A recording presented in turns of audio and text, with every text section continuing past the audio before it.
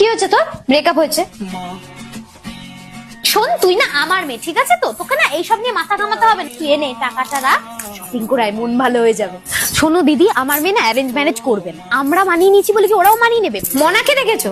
হ্যাঁ, বাইকের পিছনে দেখতেই পারো, ওর ছেলে বন্ধু বেশি। শোনো, আমার মেয়ে না আমি বুঝে নেবো, ঠিক আছে? তোমার রুমালটা এখানে রাখলাম। বলছি শোনো না, ভালো একটা ছেলে পেয়েছি, ভাবছিলাম রিয়ার জন্য। ভাবতে হবে না, আপনার মেয়ে আগেই ভেবে রেখেছে। ছেলেটা কম কামায় কিন্তু ছেলেটা খুব ভালো। তুমি মনার সাথে এটা নিয়ে একটু কথা বলো, বুঝলে? মেয়েটাকেও তো একটু শেখাতে পারো। আরে ও পারে গো, পুরো পরের বাড়িতে গেলে সেই তো নিজেকে করতেই হবে, সারাক্ষণ খাটবে। এখানে না একটু আরাম করুক না। ভালো আছো তো? হ্যাঁ, এই আছি। মেয়ে কি করছে? গ্রাজুয়েশন করছে তো, নাচ নিয়ে, জানো না? শুধু নাচ, আর কিছু করে না?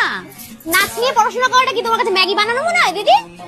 শিল্পী জন্ম দিয়েছি, বুঝেছো? খরচা আছে। কি হয়েছে, তোকে এত ক্লান্ত লাগছে কেন?